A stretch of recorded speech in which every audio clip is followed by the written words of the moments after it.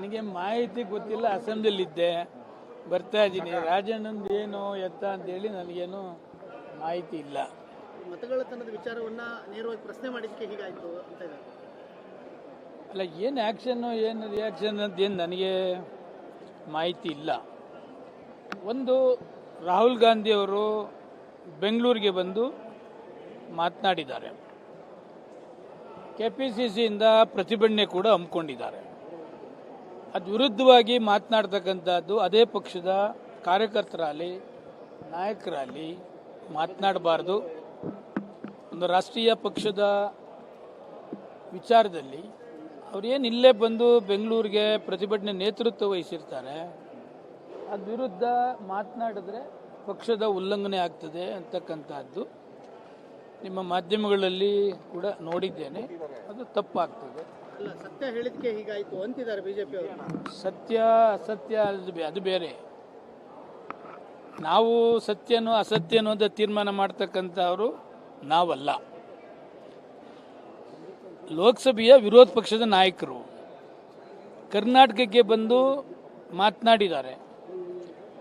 ಮಾತನಾಡಾದ್ಮೇಲೆ ಅದೇ ಪಕ್ಷದ ಮಂತ್ರಿಯೊಬ್ಬರು ಮಾತನಾಡ್ತಕ್ಕಂಥದ್ದು ಸರಿ ಇಲ್ಲ ಅಂತಕ್ಕಂಥದ್ದು ಸಾಮಾನ್ಯವಾಗಿ ಆ ಪಕ್ಷದ ಕಾರ್ಯಕರ್ತರು ಮತ್ತು MLAಗಳ ವಾದ. ಅದಕ್ಕೆ ಏನು ತೀರ್ಮಾನ ಮಾಡ್ತಾರೋ ಆ ಪಕ್ಷದವರು, ಕಾಂಗ್ರೆಸ್ ಪಕ್ಷದವರು ಮಾಡ್ತಾರೆ. ನಮ್ದೇನು ಅದಕ್ಕೆ ಅಭ್ಯಂತರ ಇಲ್ಲ. ಸರ್, ಅವರು ರಾಜೀನಾಮೆಗೆ DK ಶಿವಕುಮಾರ್ ಕಾರಣ ಅಂತ ಹೇಳ್ತಾರೆ ಸರ್.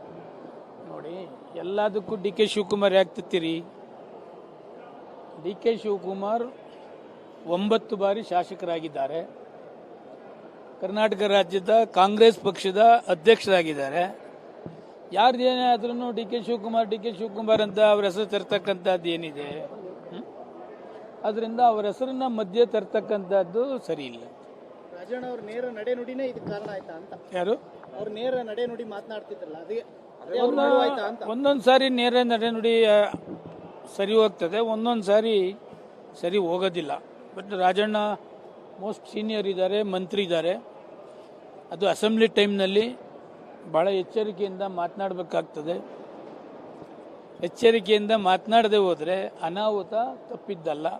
ಈಗ ರಾಜಣ್ಣ ಅವರು ಹೇಳಿದ್ರು ಏನಂತಂದ್ರೆ, ಮತಗಳ್ಳತನದ ವಿಚಾರಕ್ಕೆ ಸಂಬಂಧ ಬಂದಂಗೆ ಅವತ್ತು ಕಾಂಗ್ರೆಸ್ ಸರ್ಕಾರನೇ ಇತ್ತು, ಕಾಂಗ್ರೆಸ್ ಸರ್ಕಾರದ ಅಧಿಕಾರಿಗಳೇ ಇದ್ರು, ಅದನ್ನ ತಪ್ಪ ಅಂತ ಕೇಳ್ತಾರೆ, ಸರಿಪಡಿಸಬಹುದಾಗಿತ್ತು ಅಂದಿದ್ದು. ನೀವು ರಾಜಣ್ಣ ಅವ್ರನ್ನ ಕೇಳಬೇಕು ದಯವಿಟ್ಟು. ನನಗೆ ಮಾಹಿತಿ ಗೊತ್ತಿಲ್ಲ. ಅಸೆಂಬ್ಲಿಲಿದ್ದೆ, ಬರ್ತಾ ಇದ್ದೀನಿ. ರಾಜಣ್ಣಂದು ಏನು ಎತ್ತ ಅಂತೇಳಿ ನನಗೇನು ಮಾಹಿತಿ ಇಲ್ಲ.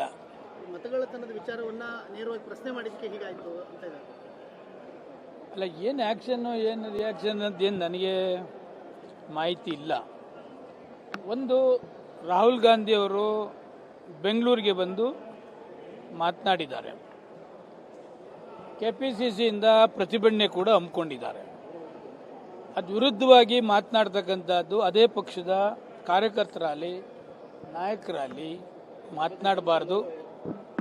ಒಂದು ರಾಷ್ಟ್ರೀಯ ಪಕ್ಷದ ವಿಚಾರದಲ್ಲಿ ಅವ್ರೇನು ಇಲ್ಲೇ ಬಂದು ಬೆಂಗಳೂರಿಗೆ ಪ್ರತಿಭಟನೆ ನೇತೃತ್ವ ವಹಿಸಿರ್ತಾರೆ, ಅದು ವಿರುದ್ಧ ಮಾತನಾಡಿದ್ರೆ ಪಕ್ಷದ ಉಲ್ಲಂಘನೆ ಆಗ್ತದೆ ಅಂತಕ್ಕಂಥದ್ದು ನಿಮ್ಮ ಮಾಧ್ಯಮಗಳಲ್ಲಿ ಕೂಡ ನೋಡಿದ್ದೇನೆ.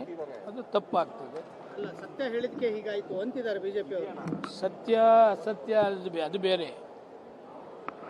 ನಾವು ಸತ್ಯನೋ ಅಸತ್ಯನೋ ಅಂತ ತೀರ್ಮಾನ ಮಾಡ್ತಕ್ಕಂಥವ್ರು ನಾವಲ್ಲ. ಲೋಕಸಭೆಯ ವಿರೋಧ ಪಕ್ಷದ ನಾಯಕರು ಕರ್ನಾಟಕಕ್ಕೆ ಬಂದು ಮಾತನಾಡಿದ್ದಾರೆ. ಮಾತನಾಡಾದ್ಮೇಲೆ ಅದೇ ಪಕ್ಷದ ಮಂತ್ರಿಯೊಬ್ಬರು ಮಾತನಾಡ್ತಕ್ಕಂಥದ್ದು ಸರಿ ಇಲ್ಲ ಅಂತಕ್ಕಂಥದ್ದು ಸಾಮಾನ್ಯವಾಗಿ ಆ ಪಕ್ಷದ ಕಾರ್ಯಕರ್ತರು ಮತ್ತು MLAಗಳ ವಾದ.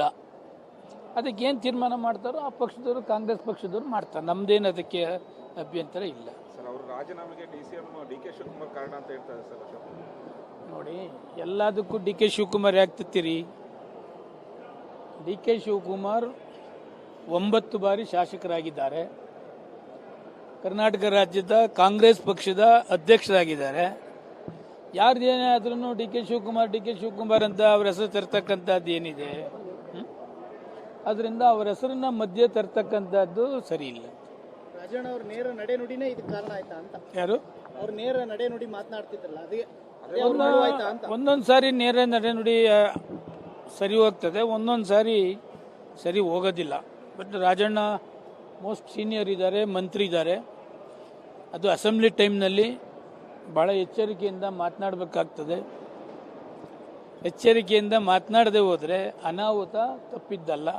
ಈಗ ರಾಜಣ್ಣ ಅವರು ಹೇಳಿದ್ರು ಏನಂತಂದ್ರೆ ಮತಗಳತನದ ವಿಚಾರಕ್ಕೆ ಸಂಬಂಧ ಬಂದಂಗೆ ಅವತ್ತು ಕಾಂಗ್ರೆಸ್ ಸರ್ಕಾರನೇ ಇತ್ತು, ಕಾಂಗ್ರೆಸ್ ಸರ್ಕಾರದ ಅಧಿಕಾರಿಗಳೇ ಇದ್ರು, ಅದನ್ನ ತಪ್ಪ ಅಂತ ಕೇಳ್ತಾರೆ, ಸರಿಪಡಿಸಬಹುದಾಗಿತ್ತು ಅಂದಿದ್ದು ನೀವು ರಾಜಣ್ಣ ಅವ್ರನ್ನ ಕೇಳಬೇಕು ದಯವಿಟ್ಟು. ನನಗೆ ಮಾಹಿತಿ ಗೊತ್ತಿಲ್ಲ, ಅಸೆಂಬ್ಲಿಲಿದ್ದೆ, ಬರ್ತಾ ಇದ್ದೀನಿ. ರಾಜಣ್ಣಂದು ಏನು ಎತ್ತ ಅಂತೇಳಿ ನನಗೇನು ಮಾಹಿತಿ ಇಲ್ಲ. ಮತಗಳತನದ ವಿಚಾರವನ್ನ ನೇರವಾಗಿ ಪ್ರಶ್ನೆ ಮಾಡಿದ್ದಕ್ಕೆ ಹೀಗಾಯ್ತು ಅಂತ ಇದ್ದಾರೆ. ಅಲ್ಲ, ಏನು ಆ್ಯಕ್ಷನ್ನು ಏನು ರಿಯಾಕ್ಷನ್ ಅಂತ ಏನು ನನಗೆ ಮಾಹಿತಿ ಇಲ್ಲ. ಒಂದು, ರಾಹುಲ್ ಗಾಂಧಿಯವರು ಬೆಂಗಳೂರಿಗೆ ಬಂದು ಮಾತನಾಡಿದ್ದಾರೆ. KPCCಯಿಂದ ಪ್ರತಿಭಟನೆ ಕೂಡ ಹಮ್ಮಿಕೊಂಡಿದ್ದಾರೆ.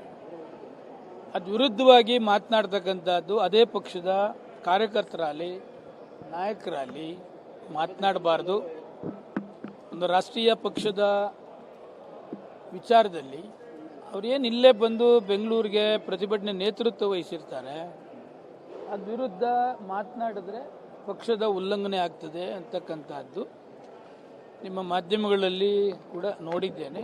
ಅದು ತಪ್ಪಾಗ್ತದೆ. ಅಲ್ಲ, ಸತ್ಯ ಹೇಳಿದ್ಕೆ ಹೀಗಾಯ್ತು ಅಂತಿದ್ದಾರೆ ಬಿಜೆಪಿ ಅವರು. ಸತ್ಯ ಅಸತ್ಯ ಅದು ಬೇರೆ. ನಾವು ಸತ್ಯನೋ ಅಸತ್ಯನೋ ಅಂತ ತೀರ್ಮಾನ ಮಾಡ್ತಕ್ಕಂಥವ್ರು ನಾವಲ್ಲ. ಲೋಕಸಭೆಯ ವಿರೋಧ ಪಕ್ಷದ ನಾಯಕರು ಕರ್ನಾಟಕಕ್ಕೆ ಬಂದು ಮಾತನಾಡಿದ್ದಾರೆ. ಮಾತನಾಡಾದ್ಮೇಲೆ ಅದೇ ಪಕ್ಷದ ಮಂತ್ರಿಯೊಬ್ಬರು ಮಾತನಾಡ್ತಕ್ಕಂಥದ್ದು ಸರಿ ಇಲ್ಲ ಅಂತಕ್ಕಂಥದ್ದು ಸಾಮಾನ್ಯವಾಗಿ ಆ ಪಕ್ಷದ ಕಾರ್ಯಕರ್ತರು ಮತ್ತು MLAಗಳ ವಾದ. ಅದಕ್ಕೆ ಏನು ತೀರ್ಮಾನ ಮಾಡ್ತಾರೋ ಆ ಪಕ್ಷದವರು, ಕಾಂಗ್ರೆಸ್ ಪಕ್ಷದವರು ಮಾಡ್ತಾರೆ. ನಮ್ದೇನು ಅದಕ್ಕೆ ಅಭ್ಯಂತರ ಇಲ್ಲ. ಸರ್, ಅವರು ರಾಜೀನಾಮೆಗೆ DK ಶಿವಕುಮಾರ್ ಕಾರಣ ಅಂತ ಹೇಳ್ತಾರೆ ಸರ್ ಅಶೋಕ್. ನೋಡಿ, ಎಲ್ಲದಕ್ಕೂ DK ಶಿವಕುಮಾರ್ ಯಾಕೆ ತತ್ತೀರಿ? DK ಶಿವಕುಮಾರ್ 9 ಬಾರಿ ಶಾಸಕರಾಗಿದ್ದಾರೆ. ಕರ್ನಾಟಕ ರಾಜ್ಯದ ಕಾಂಗ್ರೆಸ್ ಪಕ್ಷದ ಅಧ್ಯಕ್ಷರಾಗಿದ್ದಾರೆ. ಯಾರ್ದೇನೇ ಆದ್ರೂ DK ಶಿವಕುಮಾರ್ ಅಂತ ಅವ್ರ ಹೆಸರು ತರ್ತಕ್ಕಂಥದ್ದು ಏನಿದೆ? ಅದರಿಂದ ಅವ್ರ ಹೆಸರನ್ನ ಮಧ್ಯೆ ತರ್ತಕ್ಕಂಥದ್ದು ಸರಿ ಇಲ್ಲ. ರಾಜಣ್ಣ ಅವ್ರ ನೇರ ನಡೆ ನುಡಿನೇ ಇದಕ್ಕೆ ಕಾರಣ ಆಯ್ತಾ ಅಂತ. ಯಾರು? ಅವ್ರ ನೇರ ನಡೆ ನುಡಿ ಮಾತನಾಡ್ತಿದ್ರಲ್ಲ ಅದೇ ಅವ್ರು ಮಾಡುವಾಯ್ತಾ ಅಂತ. ಒಂದೊಂದು ಸಾರಿ ನೇರ ನಡೆನುಡಿ ಸರಿ ಹೋಗ್ತದೆ, ಒಂದೊಂದು ಸಾರಿ ಸರಿ ಹೋಗೋದಿಲ್ಲ. ಬಟ್ ರಾಜಣ್ಣ ಮೋಸ್ಟ್ ಸೀನಿಯರ್ ಇದ್ದಾರೆ, ಮಂತ್ರಿ ಇದ್ದಾರೆ.